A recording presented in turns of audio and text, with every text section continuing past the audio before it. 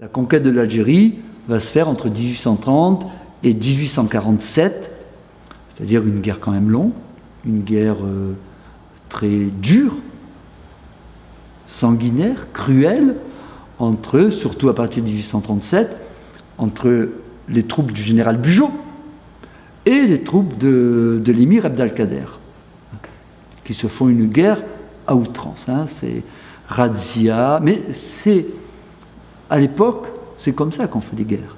C'est-à-dire que celui qui gagne, il peut tuer tout le monde, il prend toutes les richesses, et c'est comme ça. C'est issu des guerres napoléoniennes, et voilà, on est en 1830, Napoléon Ier n'est pas très loin, donc ça continue. Donc entre 1830 et 1847, une guerre assez terrible. Mais il y a déjà des Français qui arrivent, parce que à partir de 1834-35, à Paris, on décide de garder l'Algérie. Alors on va garder Alger, on va garder Oran, on va garder Bonn. On n'est pas encore à Constantine, on n'est pas encore en Kabylie, ça va mettre du temps. Et puis il y a toujours des petites guerres, donc on est sur la côte, on est très protégé par l'armée, mais on est sur la côte. Et des personnes arrivent, et forcément, ils voient une terre qui est en friche. Peut-être qu'elle a été cultivée avant, ils ne savent pas trop, mais elle est en friche. Et donc, l'armée française leur dit, voilà, si vous voulez de la terre, il y en a ici. Vous pouvez la prendre et vous la cultivez. Donc, ceux qui arrivent, Français, des Espagnols, des Italiens, on leur dit, voilà, vous pouvez cultiver. Donc, ils vont cultiver. Mais on ne leur dit pas que ces terres appartenaient à quelqu'un. Et ils ne voient plus personne. Dans la côte, l'armée a repoussé les musulmans un peu loin. Voilà. Et tous les propriétaires sont partis. Parce qu'il y a la guerre.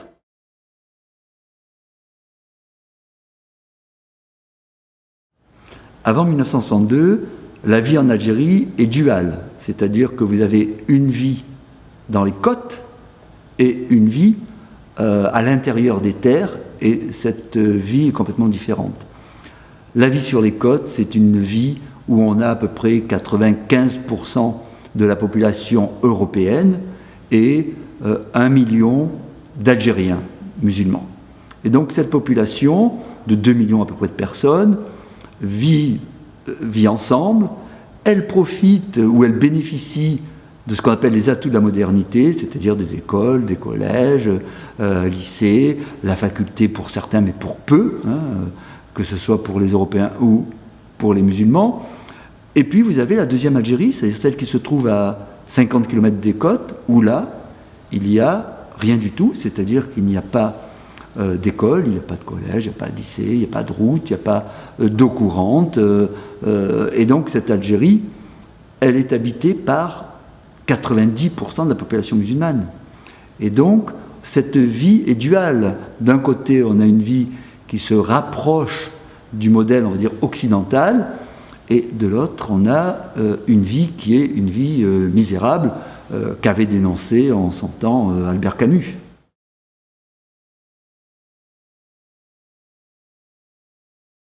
Cette Algérie est quelque chose à part dans le phénomène colonial français. Elle est en même temps, il ne faut pas oublier que c'est 1830, donc, et c'est une colonie de peuplement, l'Algérie. Donc 1830, ça se rattache ou ça se raccroche au phénomène colonial, au premier empire colonial, c'est-à-dire les colonisations de peuplement de la Martinique, de la Guadeloupe, du Canada. Ça se rattache à cette période-là, mais avec énormément de retard, avec 90 ans de retard. Mais en même temps, l'Algérie annonce le phénomène colonial des années 1880-1890, avec le colonialisme, c'est-à-dire cette prise de possession par la France, par la Grande-Bretagne, par l'Allemagne, par l'Espagne, par l'Italie, de territoires dans lesquels on ne va pas mettre une population à demeure, mais dont on va exploiter les ressources.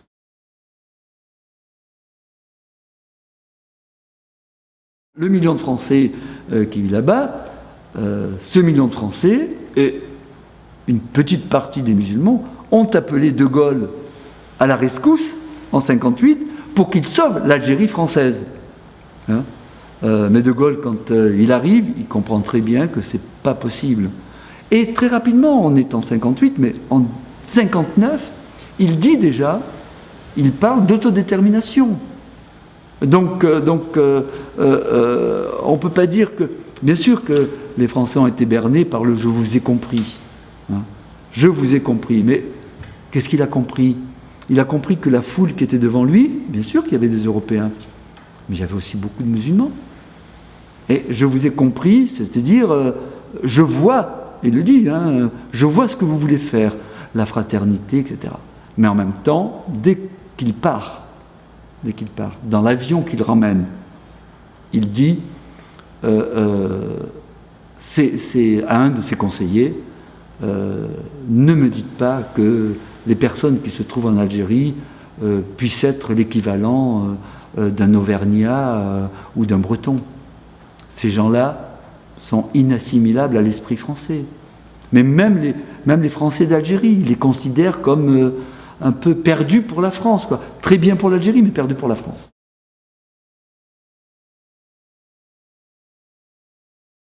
L'événement qui déclenche la guerre d'Algérie, c'est à la Toussaint 1954, où il y a sur tout le territoire de l'Algérie des attentats, et avec des morts. Hein.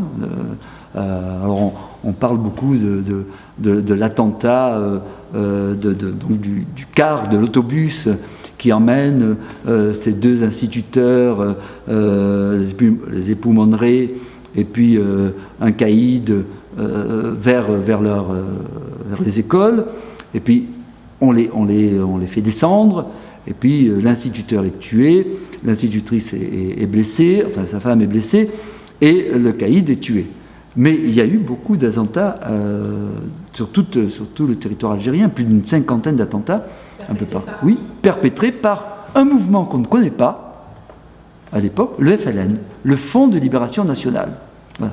On apprend que le Front de Libération Nationale est créé en Algérie. Il a été créé à Alger quelques jours auparavant, et donc ce Front de Libération Nationale appelle les Algériens à se révolter contre la France, à prendre les armes et à se lancer dans une guerre pour l'indépendance.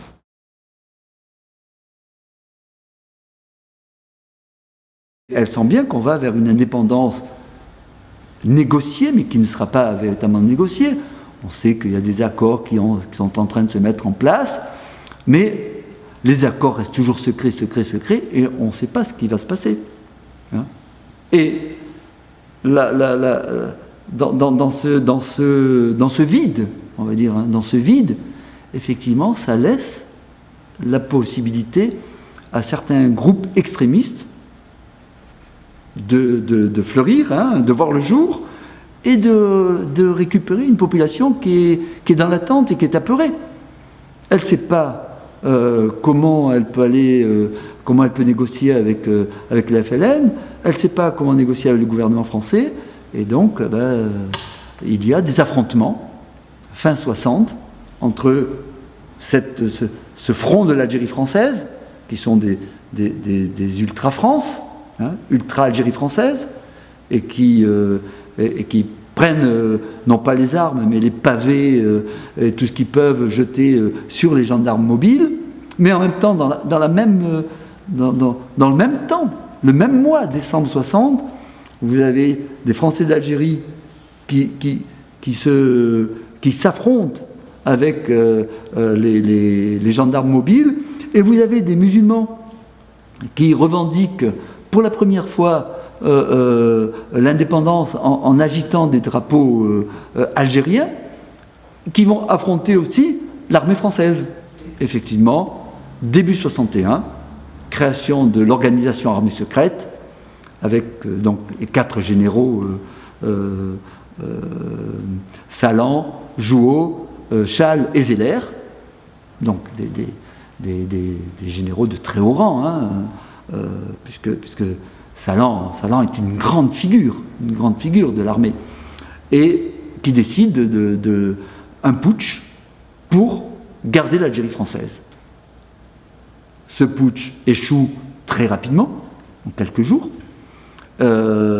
Les généraux sont arrêtés, mais l'organisation armée secrète existe toujours, et là, elle va, à partir de septembre 1961, répondre aux attentats du FLN qui ont recommencé. Et là, c'est l'escalade de la violence, c'est-à-dire c'est œil pour œil, dent pour dent, et là c'est terminé, c'est-à-dire que un fossé de haine et de sang sépare les deux communautés, et à partir de septembre 61, c'est plus possible, parce que à chaque mort français, il y a une ratonnade, à chaque mort musulman, il y a des attentats ou des mitraillages, et ça n'arrête pas. Ça n'arrête pas. Et à partir de décembre et janvier 62, alors là c'est l'escalade, et là on a des dizaines, voire des centaines d'attentats par semaine.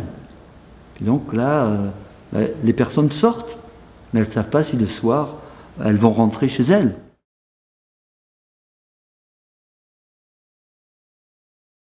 Personne n'anticipe, le gouvernement n'anticipe pas, et le gouvernement va nier le fait.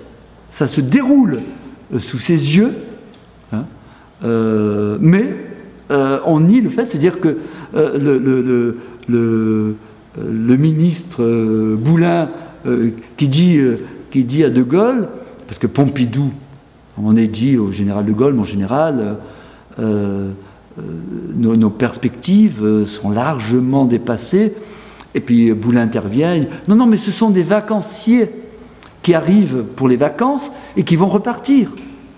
Mais jamais ça s'était vu.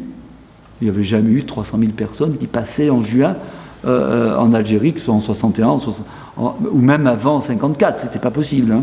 Il y avait quelques milliers de personnes qui allaient en vacances en France, mais c'est très très peu. Voilà. Et donc, et De Gaulle se refuse à voir ça. Hein. Il dit même à Perfit, votre presse et votre média, et vos médias, là, et votre télé, parce qu'à l'époque, la télé, c'est gouvernemental, et la presse aussi, dites bien à votre presse et à votre télé que c'est pas vrai, il n'y a pas d'exode, que ça n'existe pas, alors que ça se déroule sous ses yeux. Donc il ne veut pas, De Gaulle ne veut pas de pieds noirs en France, enfin, il ne veut pas de Français d'Algérie en France, il les aime pas. Bon. Il ne veut pas non plus d'Algériens en France, parce qu'il les aime pas non plus, pas davantage, hein. Donc ils aimeraient bien que tous y restent. Et que tout ce qui se passe en Algérie, c'est maintenant l'affaire du futur gouvernement algérien. Hein? Nous, on assure un peu l'ordre comme ça, mais sans plus.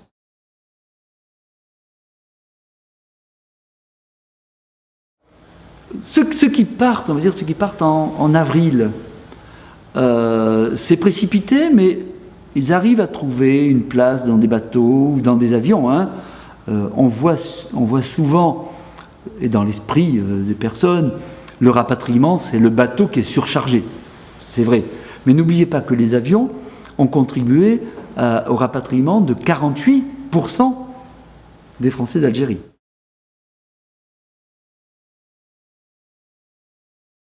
Dans certaines familles, il y a eu cet espoir. En avril, peut-être début mai, il y a eu cet espoir. Et puis en mai-juin, ceux qui partent, et après en juillet, avec les événements d'Oran, le 5 juillet à Oran, il y a un massacre d'Européens, hein, de plus de 700 personnes quand même, que ce 7 juillet avec 350 morts comptabilisés, et puis 350 disparus, c'est-à-dire des personnes qui ont été enlevées, européennes, et dont on ne sait pas le sort aujourd'hui. Donc elles sont mortes, bien évidemment, mais on ne connaît pas le sort, ce sont des disparus. Donc après juillet, ceux à Oran qui étaient restés dans cette ville, partent le 7, le 8, le 9, le 10, voilà, et ils partent aussi là du jour au lendemain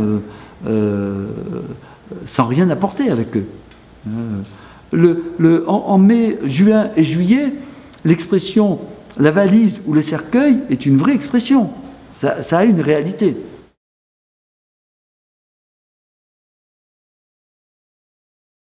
Dans cette valise, il y a toute une vie, et alors, c'est assez particulier parce que quand vous demandez à ces personnes « mais qu'est-ce que vous avez amené ?» Alors, bien entendu, ils vous disent des vêtements, parce qu'en France, il fait froid, donc il faut se couvrir. Et puis, vous trouvez des objets dont on n'a pas idée. Une personne m'a dit « mais j'ai ramené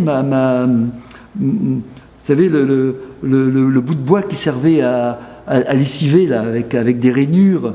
Alors, je ne sais même pas comment ça s'appelle. » Je dis « mais vous avez ramené ça ?» « Ben oui, parce qu'en France, est-ce qu'il y a des machines à laver en France, quoi. Voilà. Parce qu'en Algérie, oui, on connaît.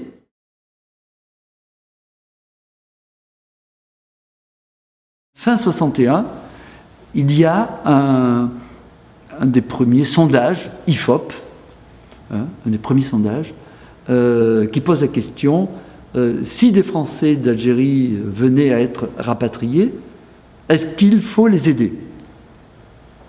Et à 60%, il n'est pas question de les aider, parce qu'ils sont tous riches. Donc, pas besoin de les accueillir, pas besoin de les aider, puisqu'ils sont riches.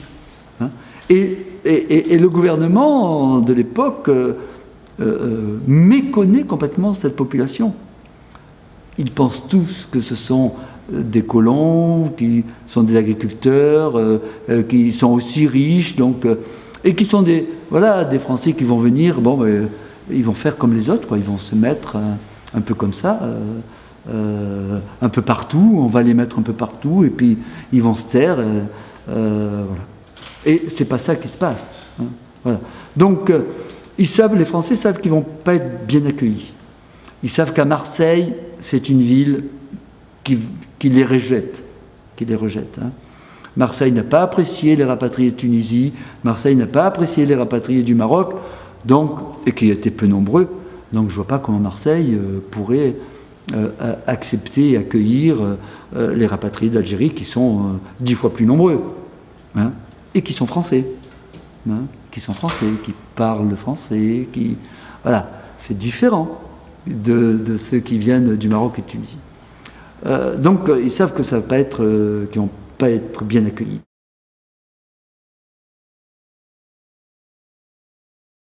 C'est une période extrêmement troublée. Le danger est tout le temps permanent parce que vous sortez pour aller travailler. Comment vous faites la différence entre un Français d'origine andalouse, un Français d'origine napolitaine, un Maltais, enfin d'origine maltaise, ou d'origine catalane, ou d'un Méditerranéen. Comment vous faites la différence? Ils sont habillés presque tout le temps de la même manière. Alors après, c'est effectivement, il y a des personnes âgées qui sont habillées en gandoura, et alors là, ces personnes-là, elles sont repérées, et elles peuvent être assassinées par l'OAS sans aucun problème.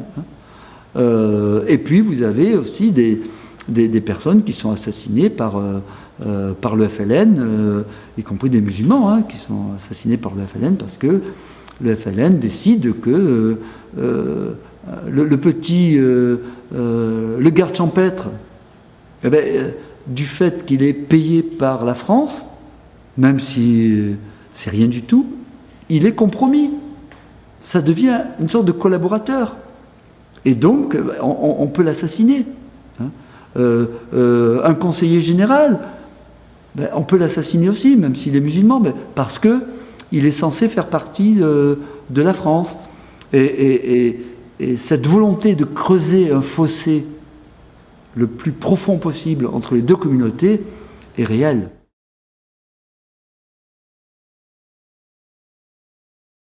Ces populations se sont côtoyées, c'est évident, quand on est dans la côte, parce que quand on est dans l'intérieur, comme je vous disais tout à l'heure, il n'y a pas de contact avec l'élément européen, on va dire. Sur la côte, ces deux populations se côtoyaient, vivaient peut-être dans la même cour, il y avait plusieurs appartements, ils jouaient ensemble, avec quand même une grande différence. Et là, je tiens à cette différence parce qu'elle permet de comprendre beaucoup de choses. Nous sommes en Méditerranée. Nous sommes en Méditerranée. En Méditerranée, on est frères, c'est-à-dire que le musulman, le juif, le catholique, le protestant, l'athée, qu'importe, on est frères. On peut jouer au foot ensemble, on peut aller au bar ensemble, tout le monde boit l'anisette sans aucun problème. On peut aller au cinéma ensemble, on peut faire les pires bêtises ensemble. Mais attention, on ne regarde pas la sœur de l'autre. C'est-à-dire qu'on est frères, mais on ne sera pas beau-frère. C'est-à-dire qu'on ne va pas se marier. Hein. Donc tu ne regardes pas ma sœur, je ne regarde pas ta sœur.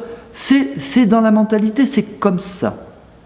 Si on a compris ça, on a compris déjà une grande partie de l'Algérie. On est frères, mais pas beaux-frères. C'est-à-dire qu'on se côtoie.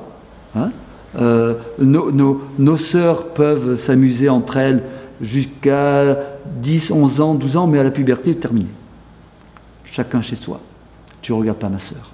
Et ça, c'est de l'ordre, je dirais, de l'impensé.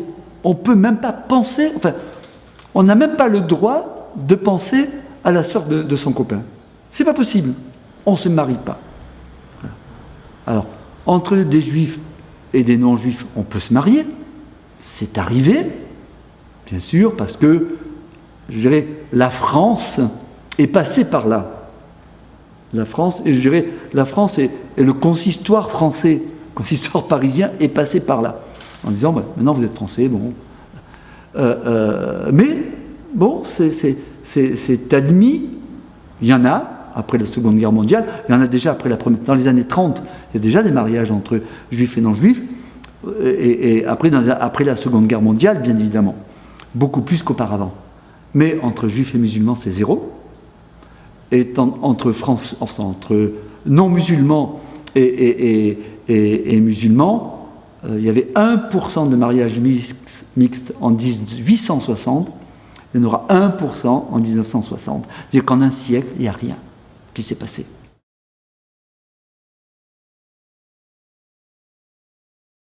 De Gaulle a une bonne expression. Il dit l'Algérie, c'est une boîte à chagrin. Donc il faut refermer cette boîte et on n'en parle plus. Voilà.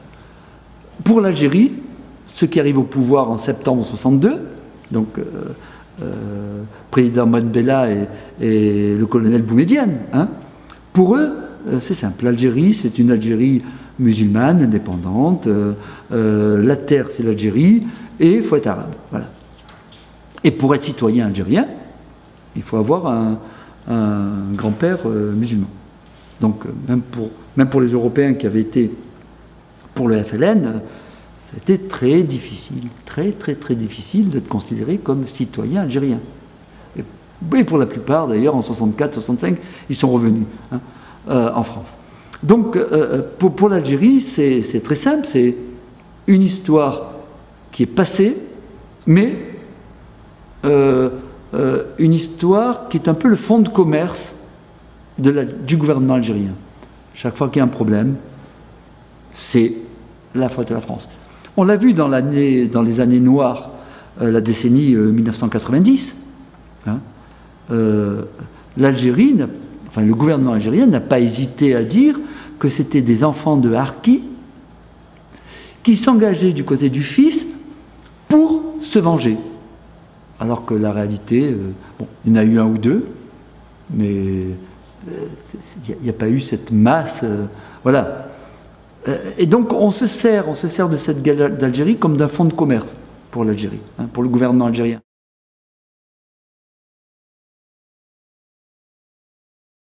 Je dirais que dans les écoles, surtout dans la côte, enfin sur la côte, les enfants musulmans vont à l'école. Moins les filles, mais les enfants vont à l'école. C'est-à-dire que quand un pied noir me montre une photo de classe, il me dit voilà, on était autant de musulmans que d'Européens. Oui, il a raison. Il a raison. Sauf qu'on est vraiment sur la côte. Quand on est à l'intérieur, il n'y a pas d'école. Et normalement, il aurait dû avoir 8 fois plus de musulmans que d'Européens. Donc il a raison. Bon, on va dire. Et effectivement, dans les quartiers populaires, l'école, c'est vraiment l'école de la République. On est dans l'école de la République avec des hussards noirs de la République. Il ne faut pas oublier ça. C'est-à-dire que quand l'enfant rentre à l'école, le maître d'école, on ne disait pas l'instituteur, le maître, hein, ou le maestro pour les Espagnols, le maître, il est tout puissant. Et donc, l'enfant a intérêt à écouter le maître. Parce que si le maître n'est pas content et qu'il file une baffe au gamin, on est sûr que le gamin va se recevoir 2 ou 3 par le parent. Hein, ça a changé depuis. Peut-être en bien. Hein, mais dans l'école, il y a vraiment cette mixité. C'est-à-dire que l'instit fait la classe à Mohamed, à Pablo, à Lucien, à Paul, voilà, ou à David, pas de problème. La classe. Mais attention, ici, on est dans l'école publique, on est tous français. Donc c'est école française, on lit le français, et si tu dis un mot espagnol, paf, un coup de règle. Si tu dis un mot italien, paf, un mot arabe, paf, un coup de règle. Hein. Tu ne peux pas parler autre chose que le français. À l'école française, tu ne parles que le français. Y compris dans la cour de récréation.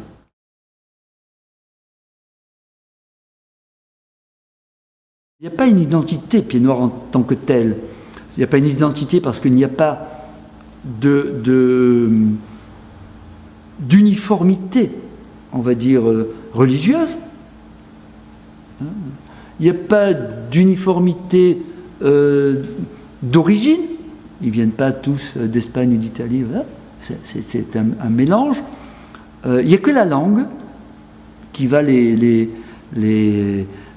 réunir, hein, une langue très imagée, avec des mots empruntés un peu à l'espagnol, un peu à l'italien, un petit peu à l'arabe, bien sûr, un petit peu à l'arabe, hein, et que tout le monde connaît, hein, parfois des gros mots, italien, espagnol, pareil, hein, aussi des gros mots, ça, tout le monde les connaît, et puis des manières de dire.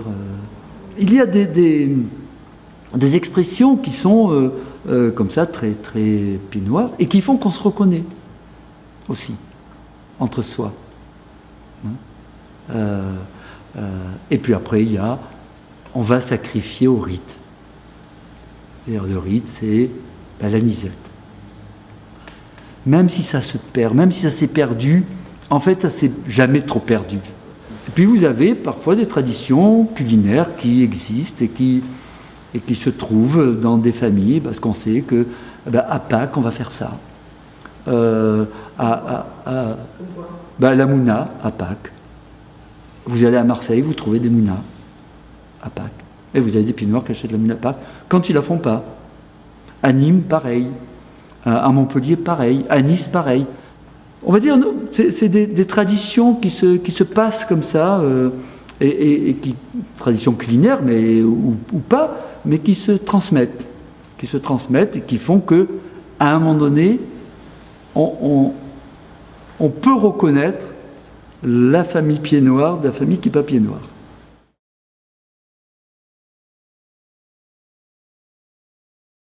Est-ce que c'est vraiment une caricature? Parce que ça a existé, des gens comme ça. Il y en a eu. Mais c'est devenu une marque de fabrique. Voilà. Hein. Enrico Macias, qui est, je peux le dire, qui était un très grand musicien, et quelqu'un qui a chanté et qui a créé des paroles sur l'exil, enfin sur l'exode et l'exil, qui sont magnifiques.